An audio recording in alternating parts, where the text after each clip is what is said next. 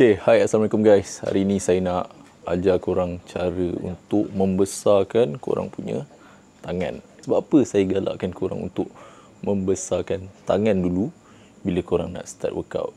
Sebab tangan ni adalah bahagian yang orang nampak even bila korang pakai baju.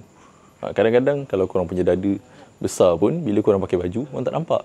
Tapi bila tangan, kan, korang jalan-jalan, orang nampak. Biasanya chances untuk korang punya family, korang punya kawan-kawan sekolah, kawan-kawan tempat kerja akan tegur korang workout ke bila dia tengok tangan korang makin besar. Dia akan tanya, kau main gym bro?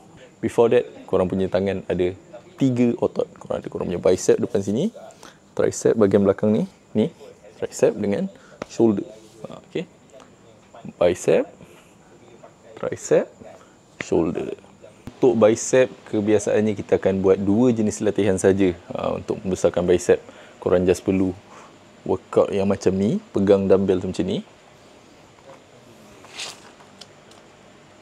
Macam ni. Dan lagi satu, korang kena pegang dumbbell tu macam ni. Ni kita panggil bicep curl, pegang macam ni. Yang ni, pegang macam ni kita panggil hammer curl. Dia macam pukul, hammer. Okay, so bicep curl dia akan tinggikan korang punya bicep ni. Nampak ni? Hammer curl dia membantu menebalkan korang punya bicep. Bicep korang tu tadi akan jadi tebal. So bila korang buat tangan macam ni, bicep tu tebal. Sebab dia membantu membina satu otot dekat sini. So jom kita buat exercise pertama. Bicep curl. Okay, macam ni. Ni kalau korang ada satu dumbbell, guna satu tangan lah. Korang angkat sebanyak dalam 12 kali, kan? Make sure turun tu control. Dia jangan angkat macam ni, turun macam terus jatuh situ. Nampak tak? Macam terus jatuh. Jangan macam tu. Tarik, turun perlahan, tarik balik. Contoh dah habis 12 ini, tukar tangan. Sama juga. Tarik, turun perlahan, tarik balik. Turun perlahan, tarik balik sebanyak 12 kali. InsyaAllah korang punya bicep akan besar. Latihan kedua, kita buat hammer curl. Okay, hammer curl macam ni.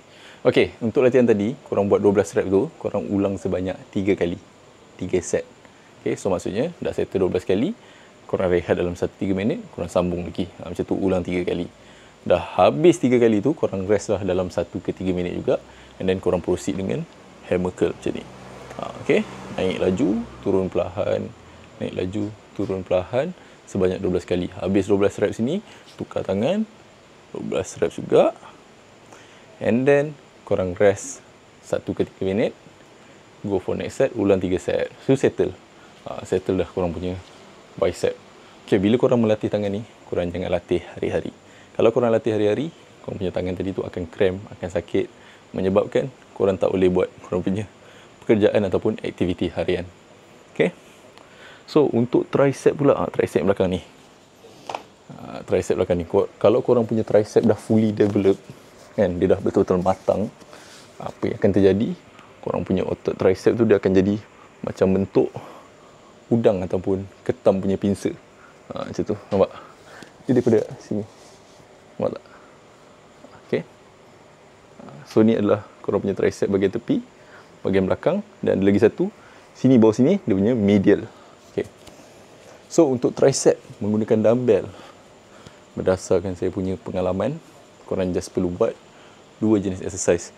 Memang kalau dekat gym tu macam-macam sangat jenis exercise korang boleh buat, tapi sebenarnya 2 jenis exercise pun dah complete, dah kena semua part tricep korang. Latihan pertama untuk tricep, dumbbell ni korang angkat atas kepala macam ni, straight, and then korang jatuhkan dia ke tepi, lepas tu korang tolak balik. Ataupun kalau korang nak jatuhkan dia ke belakang pun tak ada masalah. Yang penting pergerakan dia adalah siku ni, belakang kepala, kan, supaya dah ada tension dekat korang punya tricep sini. Lepas tu, tolak je tu. Drop perlahan, tolak balik. Macam tu. Ulanglah 12 reps 3 set. Contohnya start dengan tangan lemah dulu, 12 reps 3 set, tukar tangan. Sama. Dah selesai baru korang proceed dengan latihan terakhir tricep, iaitu tricep kickback. Cara buat dia, siku ni tarik sikit macam ni. Ni kan siku ni tarik macam ni, nampak? Ke belakang macam ni. Tak perlu pun nak tunduk badan ke apa, just tarik siku ke belakang. Okay, siku Okay. Okay. Siku tarik ke belakang and then just tolak dumbbell tu macam ni. Turun perlahan, tolak balik. Dia panggil kickback macam ni Macam ni. Angkat siku, tolak. Turun, tolak balik. Sedikit tips cara untuk pegang dumbbell. Untuk tricep kickback, korang try pegang sini sikit, nampak? So bila korang tolak tu, korang tolak dia macam ni. Nampak tak? Korang tolak macam ni. Okay, so dia akan banyak kena korang punya tricep. Dah settle dengan bicep tricep, barulah korang proceed dengan shoulder. Okay, so untuk shoulder, kita akan sambung dekat part 2. So part 2 saya akan upload next week. Okay, so kalau korang nak saya upload part 2, korang komen dekat bawah nak, and make sure korang like and subscribe first. Okay, so thanks for watching. Bye. Assalamualaikum. Korang try dulu yang ni dulu. Untuk minggu ni korang try train bicep dan juga tricep sahaja dulu. Jangan train hari-hari. Contoh kalau hari ni buat, seminggu korang train 2 kali je. Contohnya hari Isnin dengan hari Rabu ataupun Khamis. Macam tu. Okay, so jangan hari-hari. Sebab kalau korang train hari-hari, sebenarnya chances untuk injury lagi tinggi daripada korang punya chances untuk membina otot.